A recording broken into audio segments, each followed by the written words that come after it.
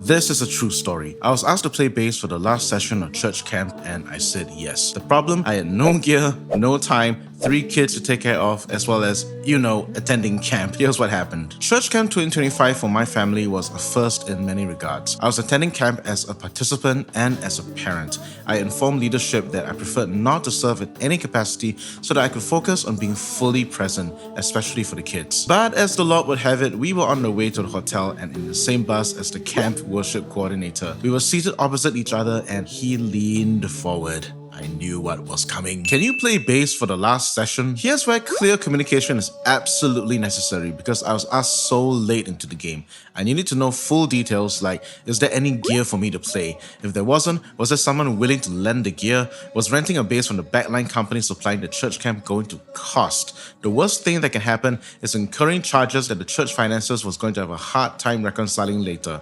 Remember, don't play with church money. When and where was rehearsal? Was this timing going to affect my parenting duties? If my wife needed help with the children, were there people willing to step in? This is perhaps a little specific to my family situation because I have 3 young children, my eldest being 4 and my twins being 2.5. Having 3 of them together all the time is like running a mini 24/7 childcare center. What were the songs, the arrangements, and the technical requirements for the bass parts? I'm going to be honest and disclose that I am not a bassist. There are people who can play the bass and then there are bassists. I'm in that former category. I know what notes to play, but I don't have the flair of a bassist. No popping or slapping, no fancy bass runs and fill-ins. So if there were Iso Houghton gospel-inspired songs that had a heavy reliance on the bass being a groove machine, I wasn't going to be of much help. Now, despite all of the potential roadblocks of circumstances not aligning, God truly made a way. The backline company supplied a Squire PJ bass with a single DI box. It's not much, but it's enough. By the way, the action on the guitar was really high, but it worked and sounded decent. Rehearsal was after lunch before the kids' nap, and so there were moments of mild chaos with the kids running about, but nobody minded, which was important. Claire, my eldest, and my son John enjoyed being on stage next to a loud drum kit,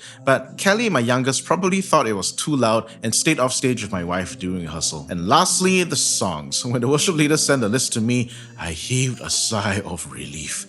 Easy, straightforward rock songs that I was familiar with. Nothing funky or outlandish, but I still needed to do mental prep, so here's what I did to practice with no bass. Visualization. I do this all the time, especially when I'm on the way to a night of worship and I'm revising the songs in the car. It involves imagining myself playing as if I was actually at my instrument. In my mind's eye, I had a POV in my left hand fretting the notes and my right hand picking the notes. Good visualization technique involves as many senses as possible, so I was humming the bass line too. I've done this so often that I hum unconsciously, much to the amusement of my wife who overheard me doing this in the hotel room shower. Hey, you're very happy, is it? You hum so much. The goal is to visualize playing the songs to a level where the mental image is slightly ahead of the physical one.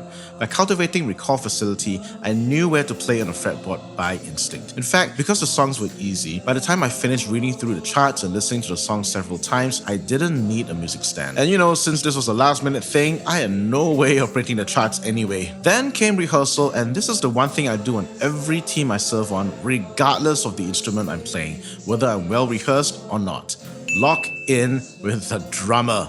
Tight. The bass setup was next to the drums, and since it didn't have a shield, I could bear the full brunt of the groove, kick and snare most importantly. I could feel the kick on my chest, which was really great for locking in. If you're in a situation where you can't feel the kick and snare like with digital drums, or if you're further away, my advice is to turn up the kick and snare in the in-ear monitors and look over at the kit to physically see how the drummer is grooving. And just help the drummer feel seen. Finally, the time had come. It was the last session of church camp. I spent maybe a grand total of 1 hour on the bass, but we went in and we raised a loud hallelujah that morning, mistakes and bloopers included.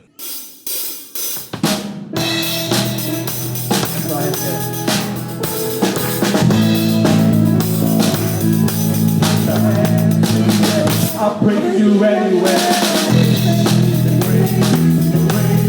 The highest praise, the praise, the praise, the highest for He is worthy. Yes, He is worthy of all of the praise. Amen. Sometimes there's a grace in the breeze that cries out to heaven. Shout into the door to be wide. Sometimes there's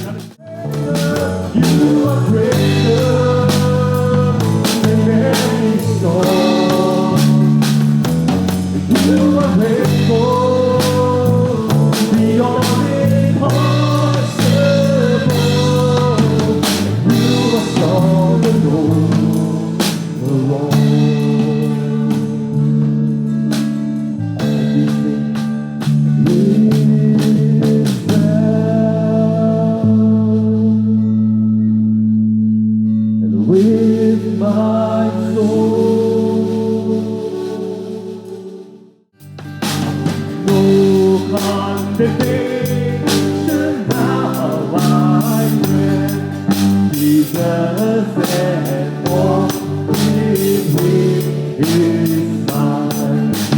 Alive in me, my living name, and clothed in righteousness divine.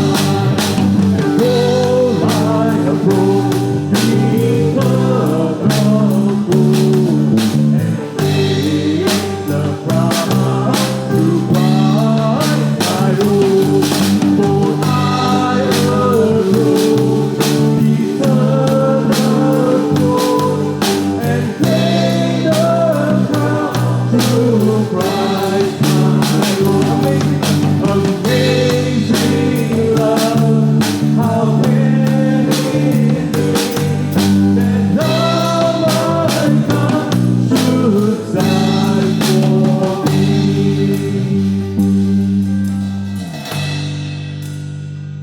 To my surprise, the congregation was loud, there was singing and dancing, all of that despite a seemingly small band. I realized something.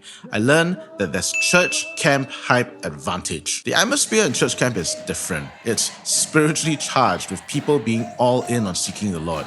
They're not hearing for the deficiencies in the band and the mistakes that we're making, and oh boy, did I play a lot of wrong notes. Indeed, church camp hype covers a multitude of musical sins. Now don't get me wrong, preparation is important. You should come to rehearsal being prepared to the best of your ability. But sometimes, God meets us in our mess.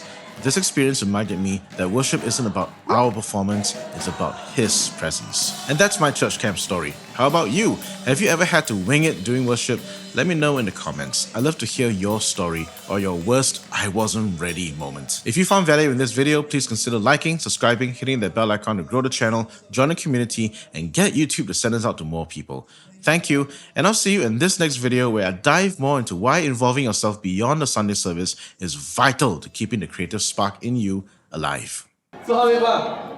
4 bars only, right? Yeah. So it's just not as well as coming in, yeah? Yeah, I it's only play minor, so I play minor. So 4 bars. Okay, 4 bars, huh? 4 yeah, bars.